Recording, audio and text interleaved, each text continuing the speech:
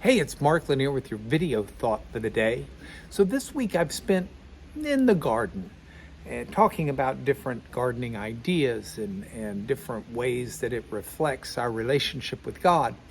And yesterday I talked about the Garden of Eden, that seminal story in the Bible that spoke of God's creation of Adam and Eve and of the responsibility he gave them to work and to keep the land. But I want to take the same story and I want to talk about it from a different perspective today. I had lunch yesterday with some dear friends of mine, and Becky and I were eating with them, and the question arose at the dinner table or lunch table, what is it that you think people want and need today? And different ideas were being suggested, but my thought in my brain was, so many people I know want and need an authentic, loving relationship. One that accepts them for who they are and yet challenges them to be the best that they can be. Someone who gives them joy, and happiness, and fellowship and camaraderie. Someone who has an unconditional love for them. And it's a cry of the heart of most everybody I know, a longing, a desire for that special touch. I tried a case one time where a husband and wife had been married for only 10 months before the husband passed away. And I remember in closing argument, talking about the value of love. Now, here was a couple that didn't find love until their late 50s, early 60s. And I talked about how special love is. And love is something that not many people find in their lives. Some are very fortunate to find it early. Some don't find it till late, and some never find it at all.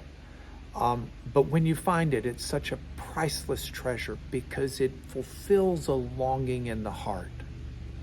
Well, one of the key parts of this story that is given in Genesis about the Garden of Eden is that there is a seminal relationship, a foundational relationship that is set up there. And it's the relationship between God and his creation, specifically Adam and Eve, who are made in God's image, the meaning in part a capacity to love and a capacity to be in a relationship with the divine creator. And so along with the responsibility that God gave Adam and Eve, he also gave them a loving relationship. He would walk in the garden with them and talk to them, and he gave meaning and fulfillment to their life. Now, as the story unfolds, Adam and Eve chose to rebel against God, chose to walk away from him, chose sin, and that sin drove a wedge between God and people, just as sin does today. But the story that was told in Genesis was not one of God saying, "You have sinned, a pox on you and your house, away from me, I'll never see you again."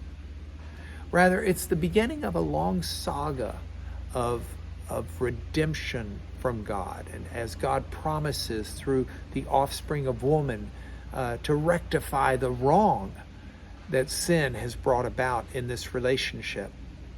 And I like that because it's an exhibition of an unconditional love that God has. So I look at this story and I think about humanity today, and I think about the cry of our hearts and what we need.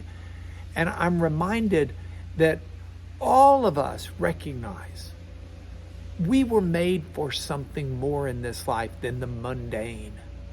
That there's got to be more to life than just moving from hour to hour, minute to minute, second to second. And that more is the relationship with God that we were meant to have. And I love the understanding that this cry of our heart for authentic, unconditional love is a cry that can always be met and best be met by our reliance and dependence and relationship with the Divine One. And so I ask you today, as we go into this weekend, to join me in seeking God in a relationship way. I don't want to know just about God. I want to know Him. And I hope you'll join me in that. And the easiest way to start is by asking Him, God, I want to know you better. Would you help me in that regard? And the God who is unconditionally loving you will always answer that with, yes, I sure will. That's your video thought for the day.